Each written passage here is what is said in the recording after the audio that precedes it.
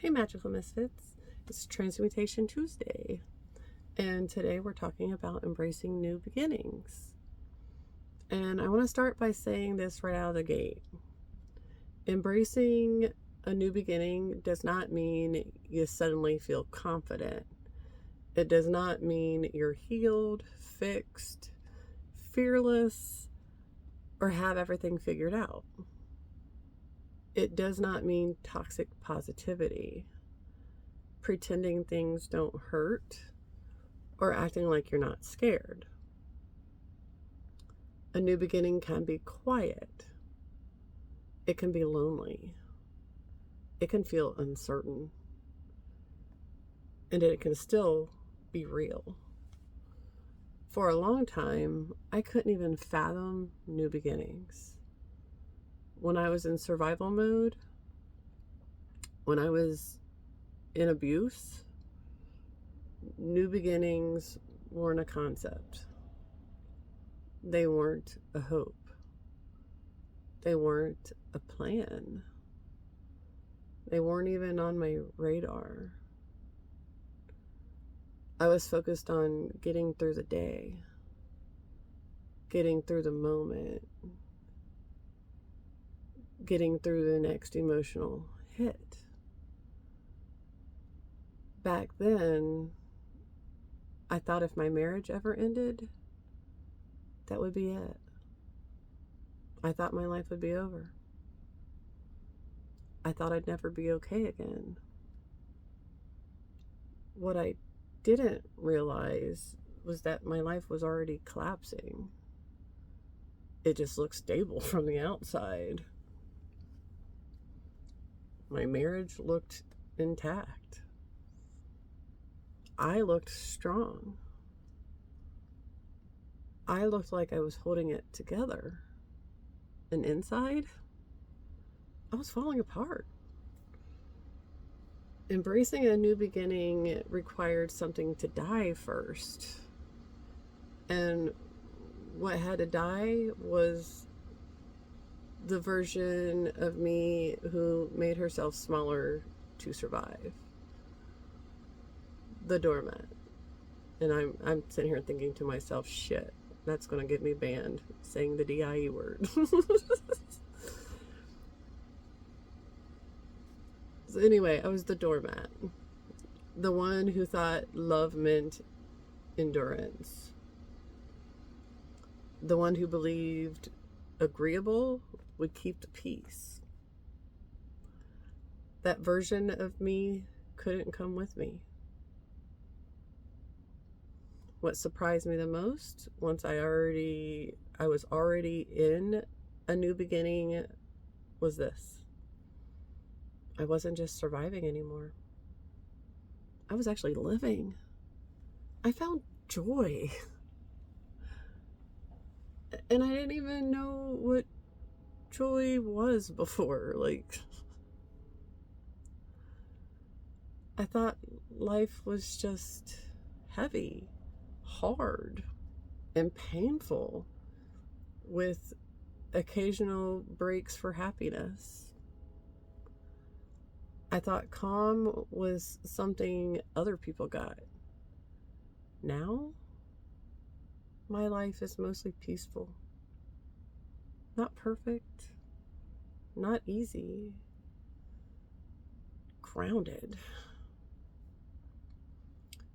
Loneliness shows up in ways I didn't expect. Being alone terrified me at first. That's when the thoughts would get loud. That's when my body didn't feel safe. That's when the quiet felt overwhelming. And then I learned something important. Being alone isn't the same as feeling alone. I used to feel profoundly alone in crowded rooms, around people who claimed they loved me, around family, around a husband.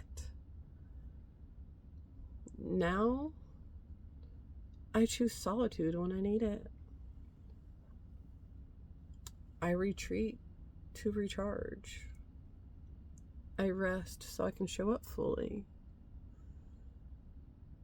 And what people misunderstood about my decision to start over, they didn't think I care. They think I walked away over one thing. They think I was cold or heartless. The truth is, I cared deeply. It took years to walk away. It took grieving people who were still alive, grieving identities, grieving versions of myself that couldn't protect me the way I can now. Starting over didn't magically fix everything. Removing toxicity didn't automatically make me happy. I had to learn how to implement what I was healing. Healing isn't just understanding, it's practice. It's repetition. It's learning the tool, then learning how to use it. What changed wasn't that life got easier.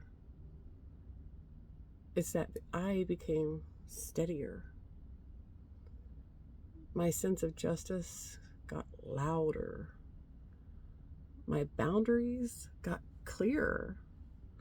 My anger got calmer. I became grounded. Starting over doesn't mean doing everything at once. Don't do that. It means changing habits, changing thought patterns, changing how you relate to yourself, body, mind, and soul.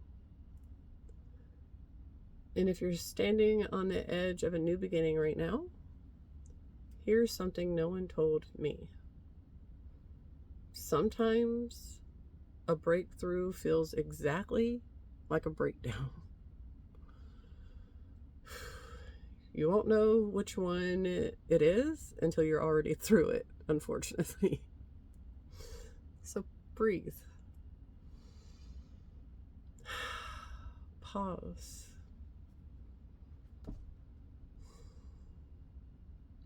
Wait long enough to see. Because the life you think only exists in movies, the life you thought was unrealistic or impossible, the life you assumed you were too late for, it's real. I know because I lived the opposite for most of my life. I thought love meant pain. I thought life was supposed to be an uphill battle.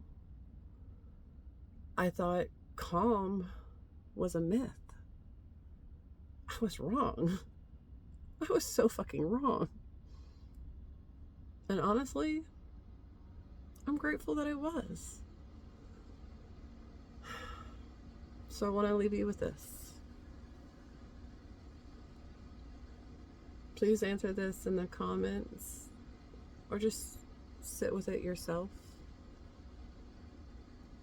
What would you try if you stopped assuming you already missed your chance at blank?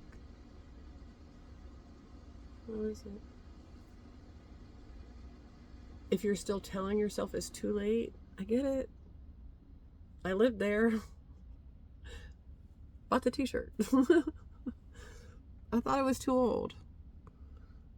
Too far behind.